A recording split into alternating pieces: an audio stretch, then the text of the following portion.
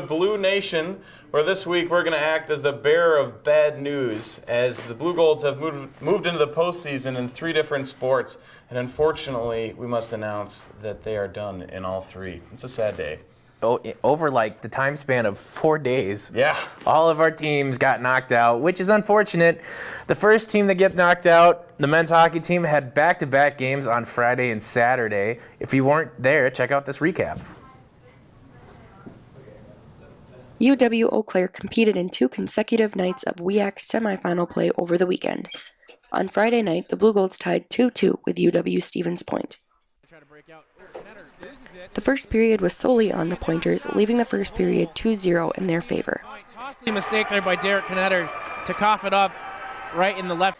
However, Eau Claire was able to come back in the second and third periods to notch a tie score for their first semifinal game. Yeah, and there's a goal! There we go. That's Jake Hoffer hammering it back home. Good job by Jake. Stevens Point upset again. Milasek lost his helmet. Jake Hopfner, assisted by Brandon Wallen and Todd Korzinski, was first in the net for the Blue Golds with 8:12 left in the second. Lucas Coles tied up the game with assists by Garrett Clement and Adam Knockenmoose. J.D.O. had a solid night, saving 26 shots from the Pointers' offense. The next night of Blue Gold hockey ended in a 2-1 loss for Eau Claire against the number 4 WEAC team, Stevens Point. Mirroring Friday night's game, Stevens Point skated off of the first period with 2 tallies on the board. Adam Knockenmoose would put the Blue Golds on the board at 2:10 into the second period on a power play. Knockenmoose was assisted by David Henry and Jeff Pollock. The student section buries one up top against Milasek. Despite the Blue Gold loss of 2-1, Eau Claire was able to fend off some tough penalties and still has a shot at competing in the NCAA tournament. Very exciting games, obviously some heartbreak, but still really good hockey played. And as we said in that package, that's WIAC play for you. 2 very good teams going head-to-head, and, you know, the better team won, I suppose. Both games, well, the first game, you know, we ended up in a 2-2 tie, and we actually ended up giving up 2 early goals. J.D.O. started, and I suppose he was the hot hand because he played them earlier with that huge game with 46 saves. But, you know, it's as I said, they found themselves down early, but they battled back, and that's the huge thing about this team is that even though they go down early, you know, they don't let it bother them. They don't get in their own heads. They bounce back, and they managed to tie it 2-2 after a Hopner goal and a Lucas Coles goal. So really, you know, that was a good game, and they had to go to overtime. They had the tie. You know, I didn't know actually that they could tie. It was actually kind of a surprise. Exactly, yeah. And they played well, and they came back from the deficit, and that was all well and good. And you can't blame Tyler Green, even though he hasn't played the last couple games. J.D.O. stepped up and was huge. Part of me wonders a little bit what coach was doing there with sitting J.D.O. in that last game, because, you know, he was the hot hand. Maybe he's tired. Something I don't know about maybe that's going on there. But J.D.O. was the hot hand, didn't get the starts, and unfortunately the Blue Golds lost. So. Well, you know, and I think that I was actually kind of surprised. I thought in game 1 they would go with Green because he has been the starter, the senior, you know, all season. And they went with, and I thought then they would go with J.D.O. to close out to try to get the victory. Obviously, it was the other way around, so I was surprised. But nonetheless, honestly, like if you really think about it, it doesn't matter. Both goalies are super good. Anyway, Coach Lowen, obviously that's a hard decision for him to try to put the right pieces in the right places. You know, J.D.O. had 26 saves in that first game on Friday. And we even outshot Stevens Point 34-28. And so, you know, it was a good game. But the huge thing I noticed when calling the game was that, you know, their goalie came out almost every play when the puck was in their zone or when it got dumped in their zone. And he would just pass it up while we were changing lines. And they got, like, I don't know, 8 breakaways because they caught us sleeping, you know, changing all 5 guys. Hockey, it's just the nature of the game, the fast-paced game. You can't get caught on your heels, and I think that's what happened to us, especially, like you said, early on in that game, going down. It's a huge thing when you're playing hockey. You can't go down early. It's a mental just state. I don't know. It just changes the whole vibe for the game. And the whole weekend, I mean, it was pins and needles because, you know, it's the WEAC tournament, and we're one of the best conferences in the country, essentially. But we can't be, I guess we can't be all doom and gloom about it because I guess it's not officially wrapped up for the season. They still have a shot, I suppose you could say, at getting into the national tournament. But the way the national tournament is set up, we can break that down a little bit for you. That's going to be pending the result of the River Falls-Stevens Point conference title game, postseason title game here coming up this weekend. But following the winner of that, the national tournament is going to be 11 teams, which is a little different for hockey compared to other sports. But that's how hockey's set up, and there's going to be 8 essentially giving out bids for conferences that are big enough to have an automatic bid, get into the tournament. Unfortunately, the powerhouse of the WEAC is not one of those 8 teams to beat. So the Blue Golds will have to fight for 3 at-large bids. One of those most likely going to the tournament champion, that being Stevens Point or River Falls. A lot of people are projecting that to be River Falls, but we'll see where that stands. It could potentially be Stevens Point.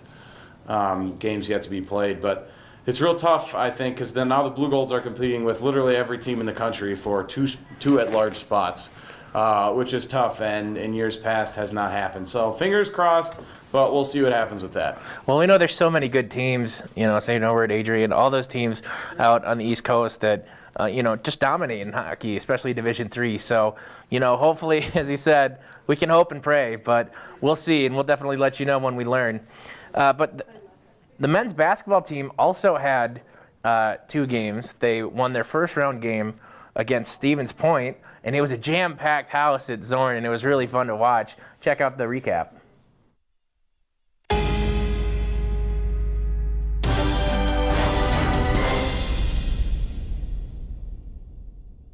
Wednesday night in the first round of the WIAC tournament, the UW-Eau Claire Blue Golds squared off in their first round against UW-Stevens Point in a packed Zorn Arena. Inbound, he finds Tyson Colleen, who's back in the starting lineup after missing the game against UW-Whitewater. Schneiderman, tough move, gets the roll. That was nice post touch right there. Good spin move, good score. To pull that one back, didn't really have. Martin got a tough drive, he gets it to go, and the foul. The game would go back and forth, and it looked like the momentum was with the Blue Golds. 15 on the clock. Diekelman working hard, trying to find some space. He gets it. Diekelman trying to get some pressure. He kicks it out for a big 3 from Chris Duff. Bublitz takes a screen from Duff. Duff on a drive. Nice pass inside to Schneiderman. Kick out. Colleen for 3. He got it. On Pelkoffer takes a screen from Schneiderman. Duff from 3. He gets it to go. Light him up, Chris Duff. With about a minute to go in the first half, Stevens Point would find themselves turning the tide as they would tie the game up 29-29 heading into the locker room at half.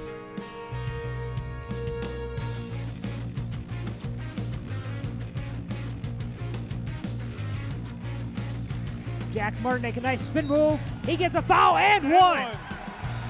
Tyson Kalina is a guy that can make things happen in a hurry. Martinek, tough drive, gets it to go. The Blue Golds continued to fight and would eventually pull even 44-44, and after that they would not look back as the lead never changed and stayed in favor of Eau Claire. Martinek, handoff, Diekelman. Diekelman working. Good move, gets it to go! A huge basket! And the crowd is going nuts right now. Martinek, nice step back move, he gets that one to go. Blue Golds fell down early in the second half, but have now come back. A nice move right there.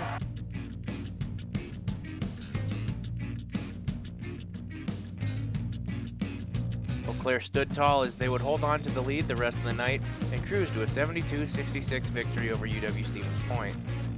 They will now travel to Oshkosh Friday night for the semifinal round against the Titans.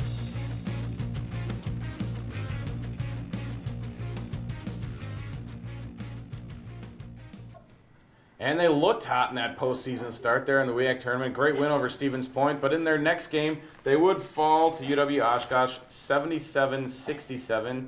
And, you know, if you're going to lose to someone, you lose to the champion. And Oshkosh did go on to win the conference tournament in men's basketball, guaranteeing them a spot in the national tournament, a spot the Blue Golds were not so fortunate to get.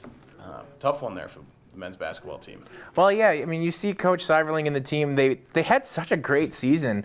You know, it was kind of out of nowhere for me. I didn't know how good this team was going to be and how much depth there was, quite frankly. I don't think anyone did. Yeah, and so it was a nice surprise to see them go, I think, 17-10.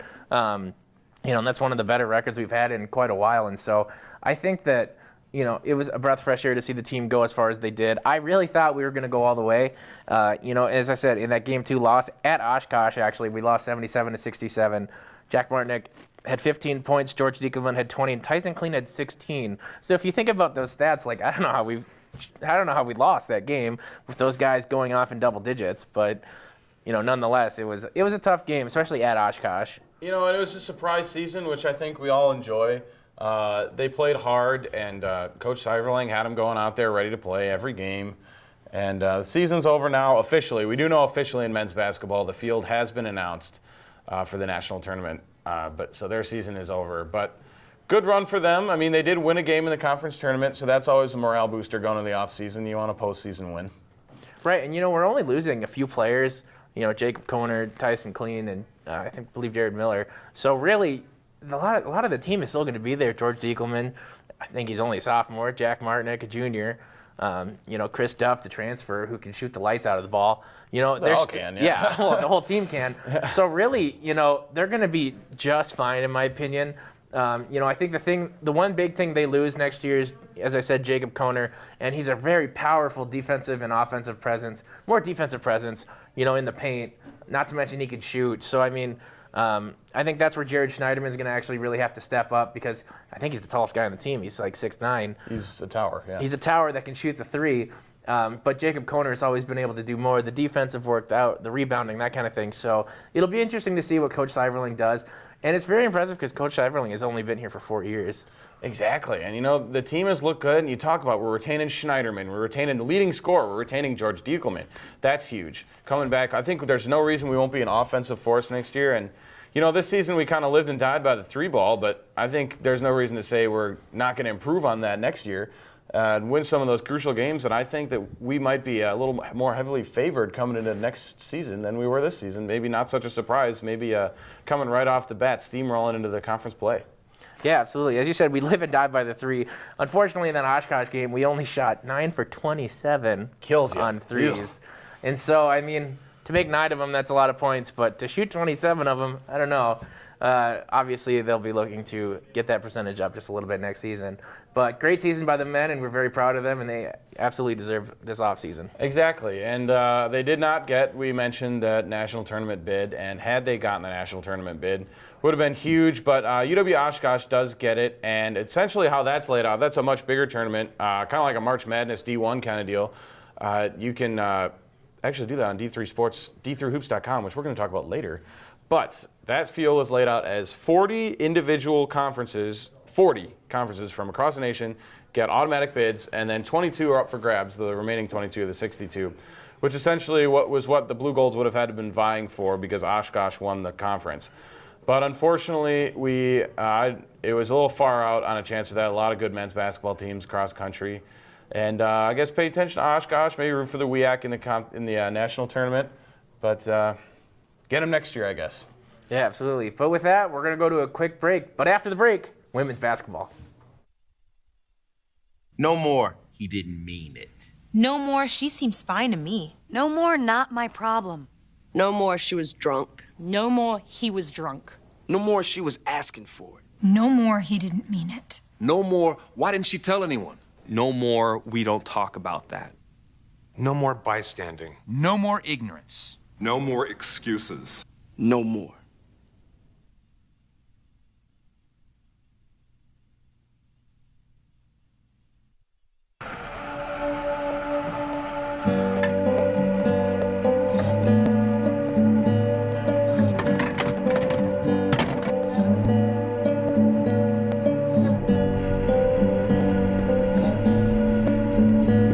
Do you like doing dishes? Because video games are as fun as dishes. Watch Home Screen. It's a good show to watch. On TV 10, 8 o'clock on Tuesdays.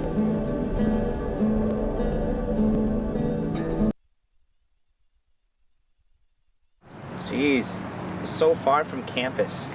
How can I get back? I can call the res van. Hi, can I get a ride from Volunteer back to campus? Thanks. Need a ride? Call the Resident Escort Shuttle Service. All you have to do is call 715-559-5468.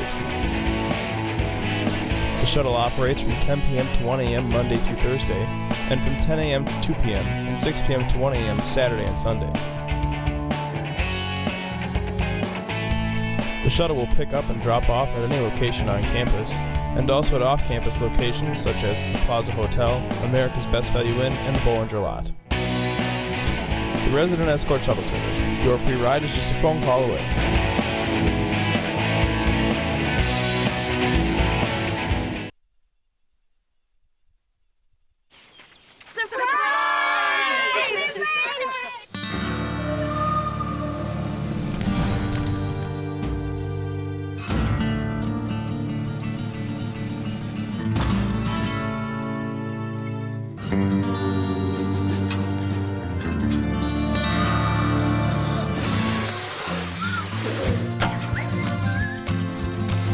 Preventing wildfires. That's all Smokey wants for his 70th birthday.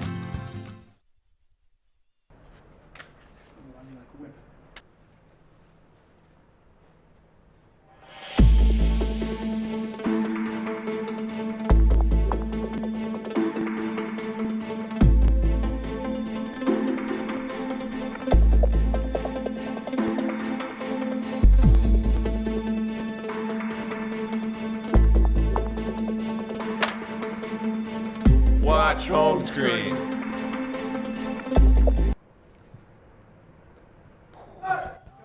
Well, heartbreak for the women's basketball team too, as they had a very tough game at River Falls. They ended up losing 53-47 in the semis, and so, I listened to some of that game on the radio, and it just felt like things were really close, but then things didn't go the Blue Gold's way. A bounce here, a shot here, and ultimately River Falls had the big rebounds at the end of the game that led to the win. Exactly, yeah. Tough one there for the Blue Golds. Really great conference in the WEAC this year for women's basketball. Blue Golds finished 5th record-wise in the regular season before the tournament. But they took it on the chin in the first round, so tough one for them. And tough to watch because they're, like I said, 5th in the conference. The 4 teams ahead of them all got into the national tournament, which is just a soul crusher. I know. They were like this close. I know. And you talk about it. The last team in the WEAC was the fourth team was UW-Whitewater, who they beat multiple times this year. I know. It's just. And I think it comes down to the women's basketball team. They got a rocky start, I think, coming out of the season. They were sitting right around 500 just about till midway. And then they kind of turned it on, win a couple games, and find themselves in the conference tournament. And unfortunately, can't come away with a win. I think a win really would have helped them. But you talk about the first 4 teams out of the 62 teams in the women's basketball tournament. You got to think the Blue Golds women's basketball team was on that list. UW-Whitewater just barely scraping their way into the tournament. A team we've beat. We've also beaten several teams from outside of our conference that are also in that national tournament. But tough one. Maybe root for the WEAC going into the tournament. You got your River Falls, who we lost to. They'll be in the tournament too. Tough, though, just tough. Well, as you said, they really turned it around in the last part of the season. They had a really tough last three or four games, and they ended up winning out. And so you thought maybe things were going to turn around. And I think, in a sense, they did. They definitely played really well, and I thought they were going to surprise some people in the tournament, and they did by winning that first round. But as I said, just things didn't click, and it happens. Good teams win, good teams lose. And I think ultimately Coach England has to be pretty happy with just the turnaround of the team as it started off, a little bit low.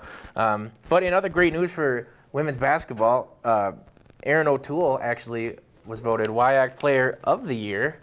No big deal. She was a monster for us. NBD. averaging double-digit points almost every game. And Teeny Lightfoos was the WIAC Scholar Athlete. So some nice accolades to put on the shelf there for those two players. Awesome. It's outstanding. And, it was kind of fun. I was researching for the show earlier, and I went onto the WIAC website for women's basketball, and it's literally just Eau Claire all over the place because we've got Athlete of the Year and Scholar Athlete of the Year. But we're not in the tournaments. That's beyond me. But, Teeny, she is a senior, and so we're losing her next year. And she's really cemented herself as one of the best players of all time for the Blue Golds. Absolutely. I'm not sure where she lands on that list of all-time points, but it's definitely up there. She's got to be. And so we'll be sorry to see her leave, but new players will step in, and I'm honestly not worried. I'm actually very excited for the season next year for the women because I think they'll be just dynamite. It's tough because we're losing Teeny Lightfoos, and you think of her, it's just natural scoring ability. She's just a natural. She takes those drives. She's one of those players that can really make plays, which is hard to find, especially sometimes on a Division III level. But we'll miss her. We'll miss Madison Johnson as well. But great job to Erin O'Toole winning Athlete of the Year. We got her going forward. Powerhouse. Let's go. Absolutely. In other news, though, there were 16 records broken by the men's and women's swim team. Check the recap here for their WIAC championship. The UW-Eau Claire swim and dive team is coming off an impressive performance at the WIAC Championships in Brown Deer, Wisconsin. Earning second place for the women's team and third place for the men's, head coach Annie Ryder is pleased with the results. This was a really, really exciting weekend for us. We knew that the women were going to have a really good meet, and so we're kind of bummed that we came up 8 points short of the title, but I don't think that I could have had them swim any faster. They absolutely swam lights out. More school records fell at the meet, as well as an NCAA Division III record broken by freshman swimmer Sam Cincision in the 200-yard breaststroke. What's really great about Sam is that she is a really strong team player. She's all about her team. She doesn't like a lot of the attention that some of these things get, and so she works really hard, and she really just wants to do her best and what she can for the team. Ryder attributes much of the team's success to the chemistry of the swimmers and the leadership displayed by the upperclassmen.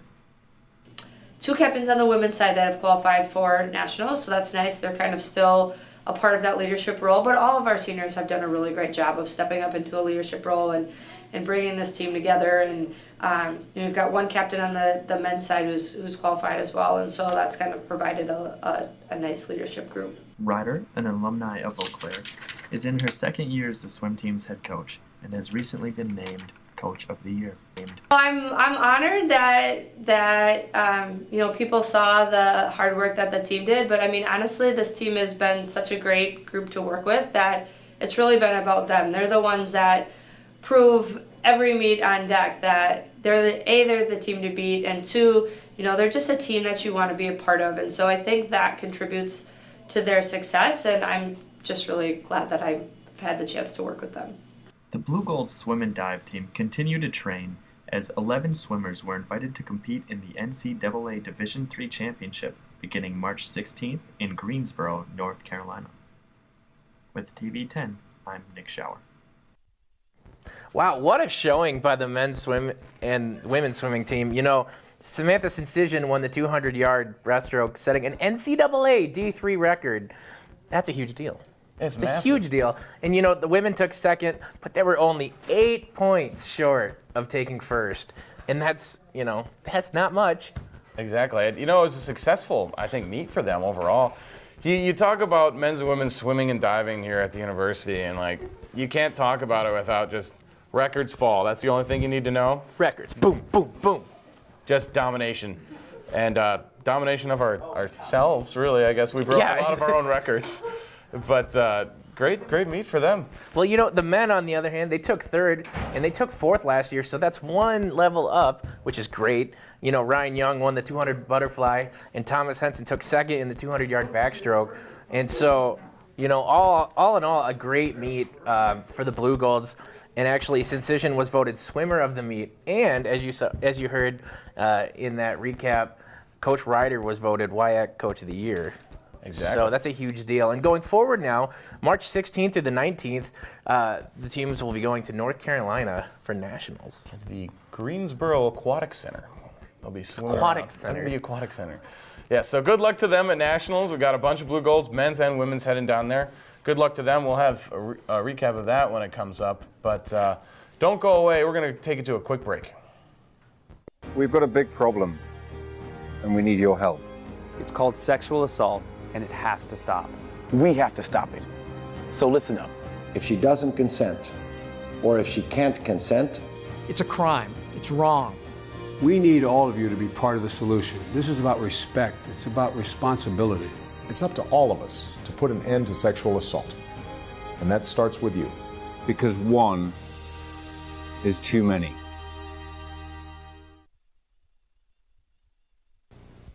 Hi folks, I'm Garth Brooks, and I know there's a lot of talk about high taxes and the high cost of health care today. But did you know there's something very simple that you can do to help?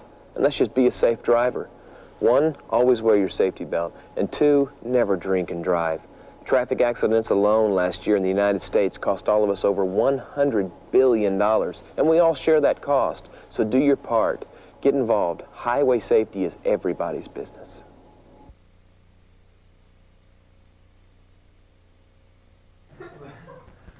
Welcome back here to BluNation, everyone. We're going to talk, we've done swimming, we've done hockey, we've done basketball, and now we're going to move on to the prediction time of our show, where I guess we can't predict anything in Blue Gold Sports, but a new thing you can do on D3Hoops.com.